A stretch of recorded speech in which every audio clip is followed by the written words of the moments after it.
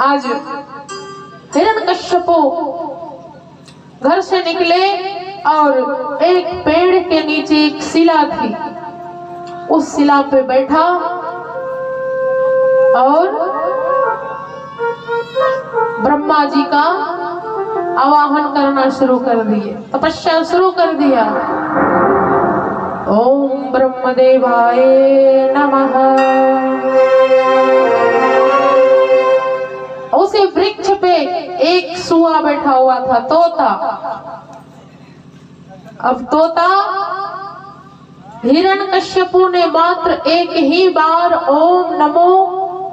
ओम ब्रह्मदेवाय नमः का उच्चारण जैसे किया तो वो शुआ कहता है नारायण नारायण नारायण।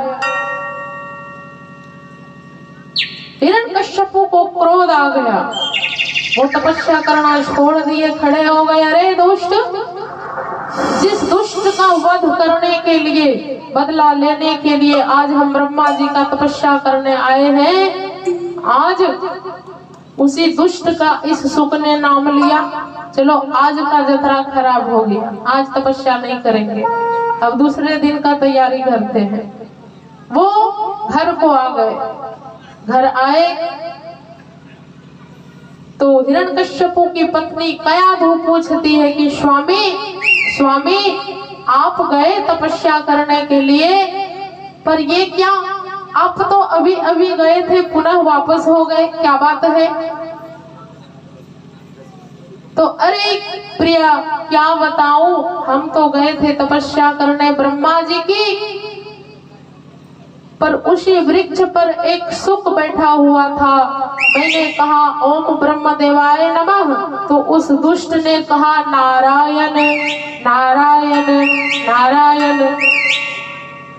अब एक ही बार में 4 बार नाम ले लिया हिरण्यकश्यपु ने नारायण का, गुस्से में ही लिया पर भगवान का नाम ले लिए।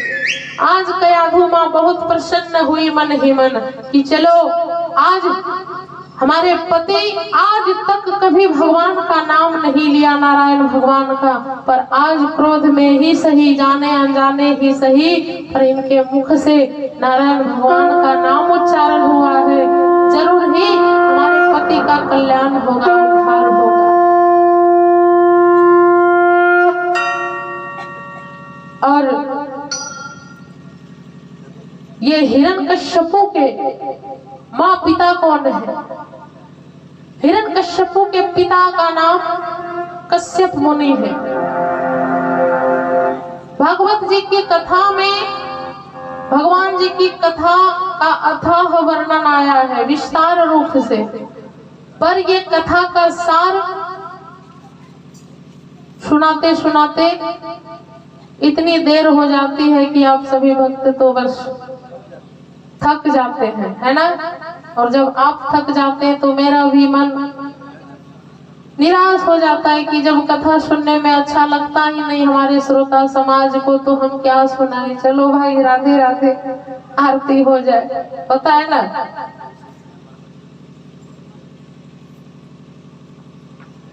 तो ये कश्यप मुनि की जो पत्नी थी, 2 पत्नी, एक पत्नी का नाम दिति, दूसरे का नाम अदिति। ये दिति अदिति को कोई और नहीं, दोनों सगी बहन थी। पर दिति का सुंदर स्वभाव, अदिति का राक्षसी प्रवृत्ति का स्वभाव। और हमारे समाज में भी ऐसे 2 प्रकार के लोग होते हैं कि नहीं? कोई माता बहनें भगवान की खूब पूजा करती है, खूब ध्यान भजन करती है, खूब कथा में जाती है, हमारे भैया लोग भी जाते हैं। और कोई कोई ऐसे होते हैं कि भगवान की कथा से कोई मतलब नहीं, चलो आज मछली बनाते हैं तो कल मुर्गा, तो परसों ये वो, अंडा उंडा चलते रहता है। तो जो तामसी भोजन ग्रहण करेंगे उनके हृदय में कभी भगवान की कथा समझ में आएगी, क्योंकि उसका दिमाग गर्म रहता है। अब गर्म दिमाग के आदमी के आगे ठंडा भोजन परोसा जाए, सात्विक भोजन, तो उसको जल्दी समझ में नहीं आता है, समझ में आता है पर देरी से। तो ये अदिति बड़ी क्रूर स्वभाव की, इसके मन में जब जो आए वही करे। पर दीति माँ का स्वभाव बहुत सुंदर, और सुंदर स्वभाव की वजह से, सुंदर पति की सेवा की वजह से आज दीति माँ के पुत्र हुए आदित्य। आदित्य देव जैसे अनेकों पुत्र हुए सूर्य के समान, जिसमें कि एक पुत्र हुए हैं इंद्रदेव, जो कि जल की वर्षा करते हैं। बोलिए इंद्रदेव भगवान की, दीति मैया की। और अदिति बिल्कुल क्रूर स्वभाव की, जब जरूरत पड़े तभी वो पति के पास जाए, ना जरूरत पड़े तो पति से कोई मतलब नहीं। अरे बड़ी दीदी है ना दीदी, वो सेवा करेंगे पति का, हमको क्या जरूरी है। एक दिन की बात है, कश्यप मुनि संध्या कालीन की बेला में भगवान का संध्या वंदन कर रहे थे।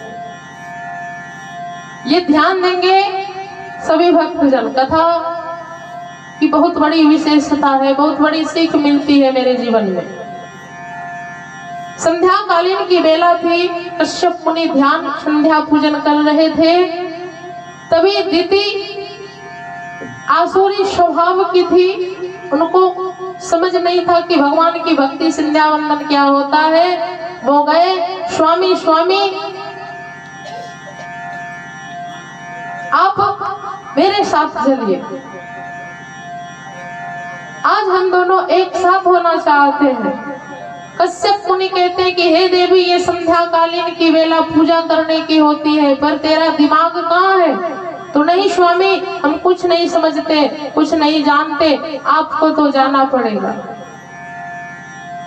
इतनी तामसी वृत्ति की दीति आज स्वामी को बार बार जिद कर रही है। कश्यप मुनि बहुत बड़े संत थे, ज्ञानी थे, उन्होंने कहा नहीं दीदी, ये संध्या कालीन की बेला है, गोधूली की बेला है, इस समय भगवान का पूजन करना चाहिए। शंकर भगवान भ्रमण करते हैं, गौ माता बाहर से अपना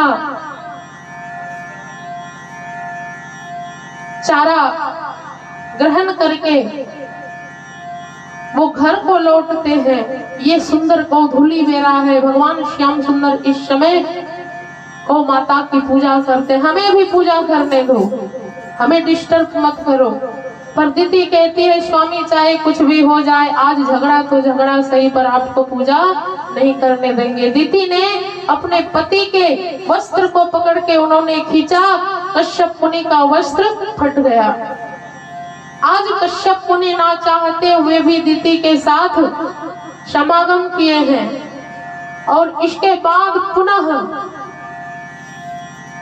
कश्यप मुनि पुनः बहुत डर गए और भगवान से प्रार्थना करने लगे, हे प्रभु, आज हम अपनी दुष्ट पत्नी के कहने पे आज मैंने बहुत गलत काम किया।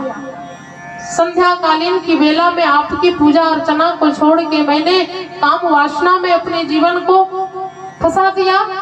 हे प्रभु, अब तो आप ही बचा सकते हैं इस पाप से। पुनः आकाश में अनेकों तरह के डरावनी डरावनी सी आवाज आने लगी।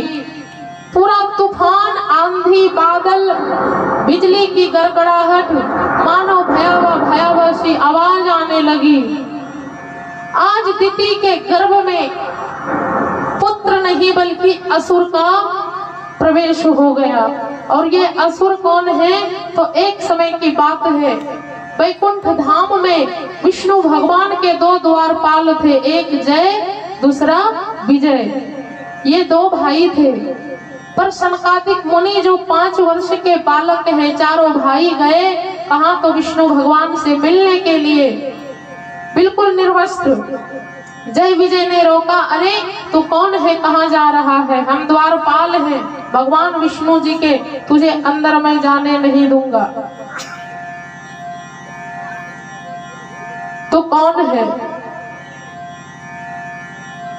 आज सनकादिक मुनि को क्रोध आया कि अरे दुष्ट, विष्णु भगवान तो बड़े नर्म दिल के हैं, बहुत बड़ी सहनशीलता है। हमारे विष्णु भगवान त्रिदेवों में सर्वश्रेष्ठ है, सर्वश्रेष्ठ देवता चुने गए हैं। सहन शक्ति है हमारे भगवान विष्णु में। पर तू द्वारपाल इतना क्रोधी मिजाज का, जा मैं तुझे श्राप देता हूँ कि तू असुर बन जा।